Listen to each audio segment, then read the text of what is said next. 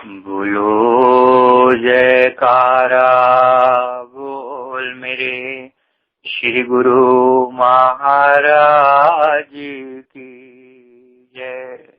श्री परमहंस दयाल जी की जय।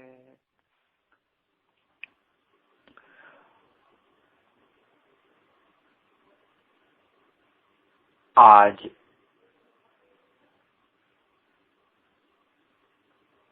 हम अपने परम आराध्य परम इष्ट देव चतुर्थ सम्राट श्री श्री 108 श्री स्वामी बेअंतानंद जी महाराज जी की जीवन लीला का अध्ययन करते हुए जो दिव्य झलकियां उन्होंने दिखाई, जो अमृत प्रवचन उन्होंने किए, उन पर मनन करते हैं।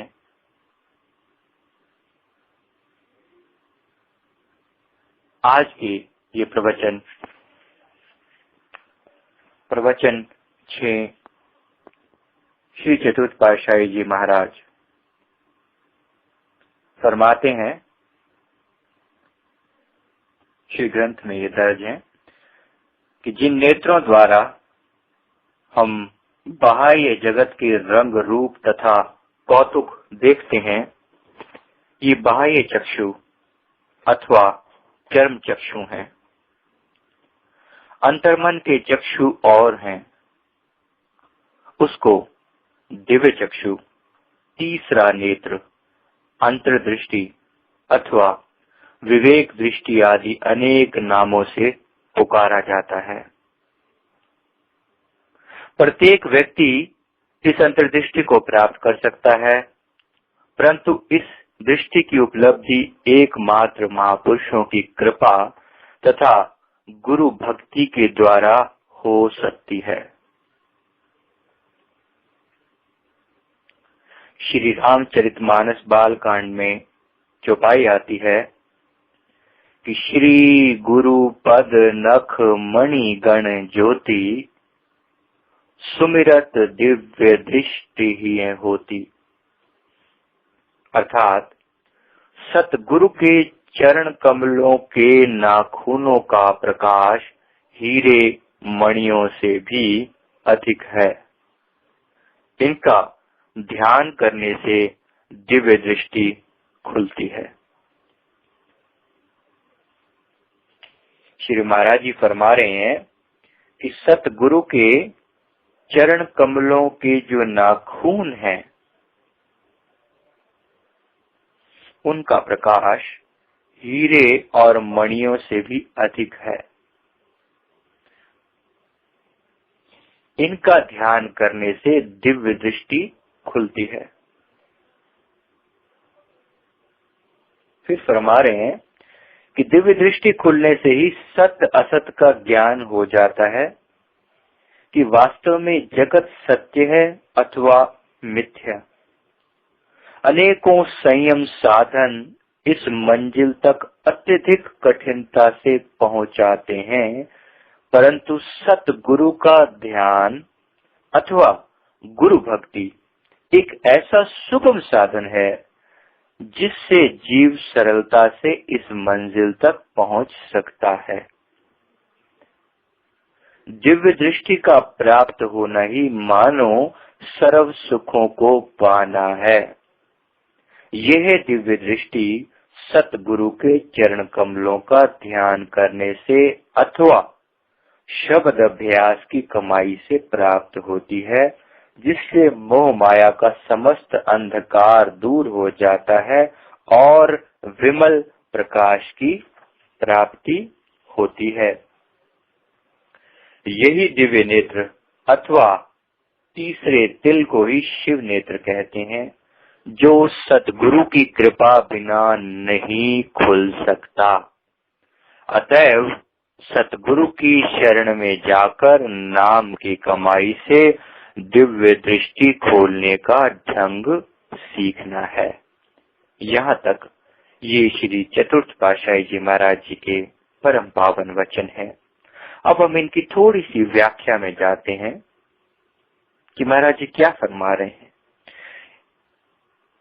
तो दाता जी ने ये दो पावन साधन बताए हैं। फरमाया कि ये दिव्य दृष्टि जिसकी हम बात कर रहे हैं, ये है क्या? जिससे सब प्रकार का ज्ञान, सत असत का ज्ञान हो जाता है, ये वो दिव्य दृष्टि है। अभी आज के समय में जब तक हमारी दिव्य दृष्टि नहीं खुली,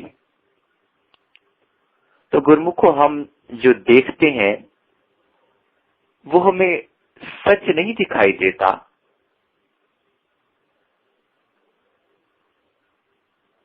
क्योंकि अज्ञानता का अंधकार है, इसलिए हमें वो दिखाई पड़ता है जो हम देखना चाहते हैं। क्योंकि हम खुद अज्ञान से भरे हैं, इसलिए हमें अज्ञान ही नजर आता है। इस बात की थोड़ी सी और व्याख्या में जाते हैं कि सचमुच क्या हमारी दृष्टि पर ही सब कुछ निर्भर करता है। एक उदाहरण से बात शुरू करते हैं कि जैसे मान लीजिए कि आपका जूता फट गया है, खराब हो गया है। अब आपको नए जूते चाहिए।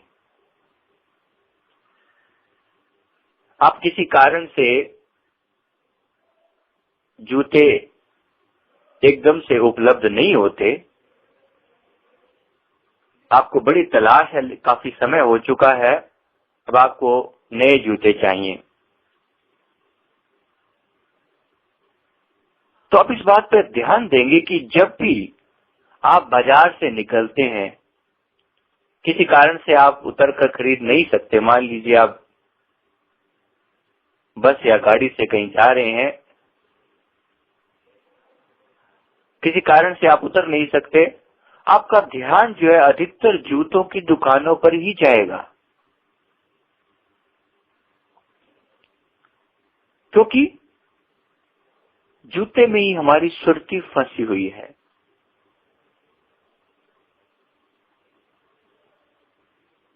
इसी प्रकार किसी और वस्तु की अगर कोई कमी है, वस्त्रों में कोई खास तरह के वस्त्र आपको चाहिए, तो आपका ध्यान वस्त्रों की दुकानों पर ही जाएगा।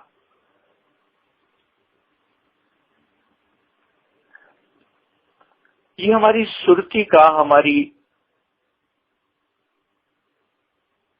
मन की शक्ति का ये स्वभाव है कि इसको जिस दिशा में भी हम बहाना शुरू करते हैं, वही चीज ही जागृत हो जाती है, जीवित हो जाती है, उसमें प्राण आ जाते हैं।